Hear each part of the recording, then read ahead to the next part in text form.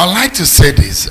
Journalism is probably a difficult way to tell the kind of PR stories of Nigeria. Right. Because journalism is a mirror of exactly what has happened. So you are not framing it. You're not trying to realign the story. So God forbid there is an accident on the expressway. 3 people died in that accident. I can't say because I want to make Nigeria look good and say nobody died. That's a lie. That's not the story. We cannot have a corrupt leadership and we say we want to tell a good story about Nigeria and not talk. I mean, if 5 former governors have been prosecuted for corruption, and because we say, oh, what does this mean for our image as a people, and we are going to kill the story because we thought that we want to beat the image of Nigeria, it's a lie. What you see in the news is the exact picture of what your society is, and that's why the CNN that a lot of people watch in this part of the world is a little bit of a difference from the CNN you see in America. And when my brother was talking earlier, I like to make specific. There is a project done by the American government. It's called the United Stories. It is a deliberate, although it's about tourism in America, it's a deliberate effort of American government wanting to portray America and tourism, attracting people. Guess what? Directly, it brought about $38 billion in the first year to America. It created about 5.1 million jobs every year to America. It's a deliberateness that a nation must take on in promoting its image. And I can say to you that before I traveled out of Nigeria, I'd known cities like New York. I know cities like Los Angeles. If I say Paris now, see Paris and die. And I've been to Paris once, and I'm wondering what is there to die for here. I mean, and if I mention other cities of the world, like if I say Dubai, for example, maybe a lot of people have not even been to Dubai. If you go to the UAE, for example, almost 60% of the people who travel to the UAE don't go elsewhere than Dubai. It's because they have portrayed, there is a particular campaign to say visit Dubai. It was a particular campaign. And people go to Dubai. What do you do in Dubai? For anyone who had gone to Dubai before, you go and shop. Shopping malls like ShopRite.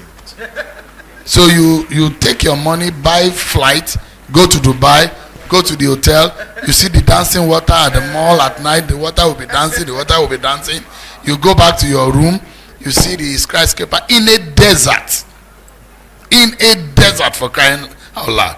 And then you go, then your ad end money, you carry it and you go and shop. You shop. If you have a brand, a global brand, and if it's not in Dubai Mall, you don't have a brand.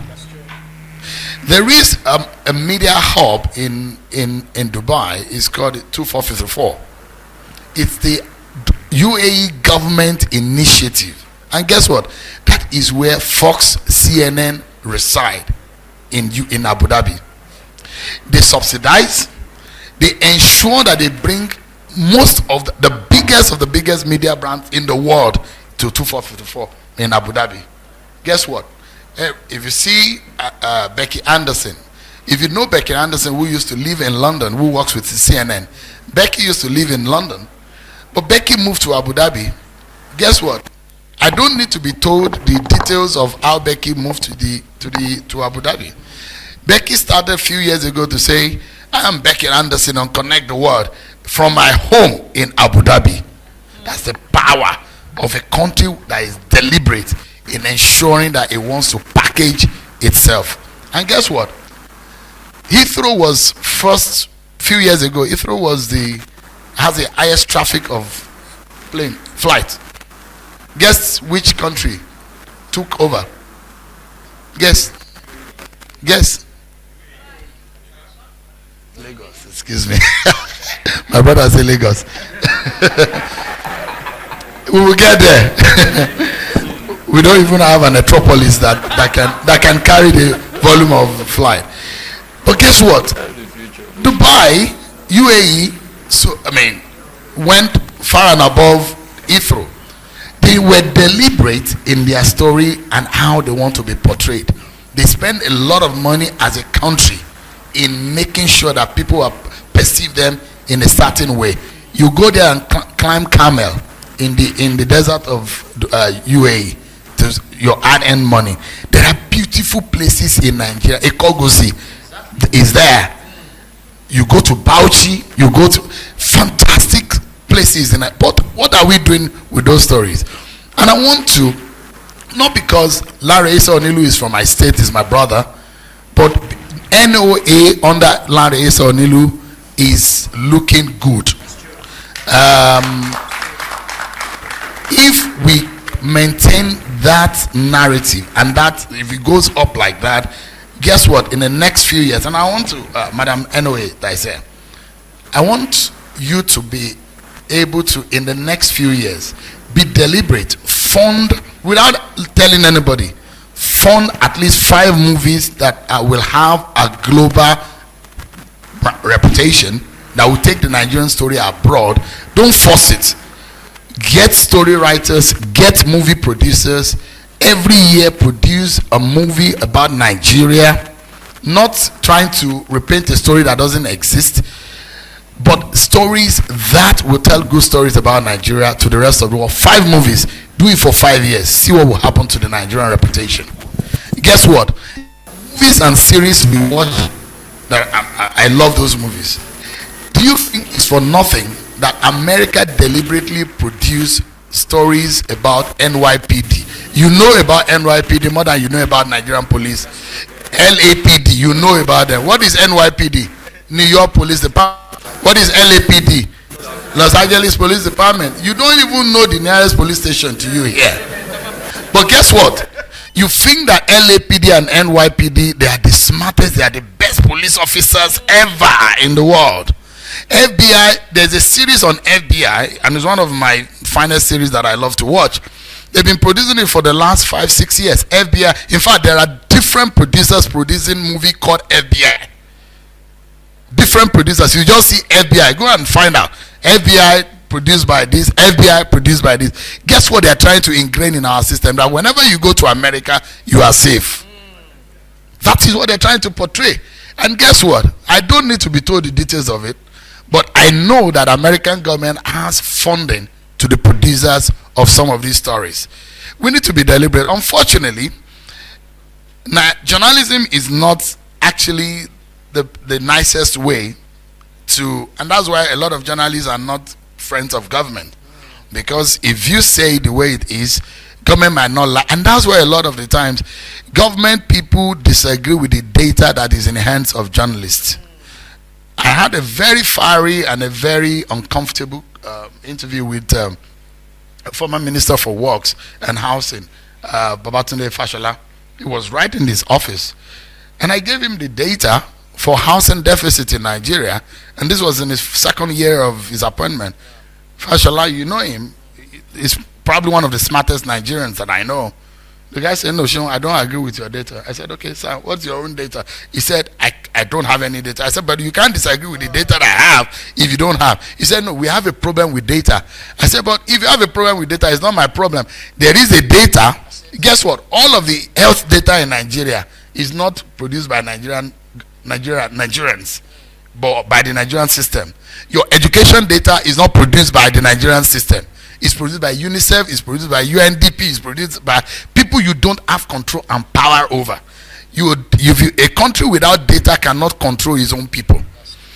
And stories that tell the real situation of the people are story that lingers in the head of the people. And that's why it's important for us to be deliberate as a people. For me, at the end of my show every day, in fact, when I forget to say, people remind me. When I finish my show, I say, God bless Nigeria.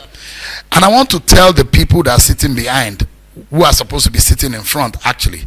And these are the guys that are going to be the leaders of Nigeria tomorrow. And they're actually starting now. There is a very terrible narrative that is going on in our country today.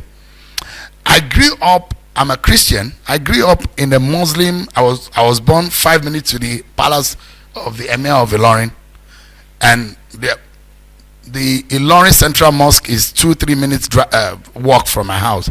I attended Quranic school in the evening when I come back from school. I don't know anybody that is a Muslim or a Christian.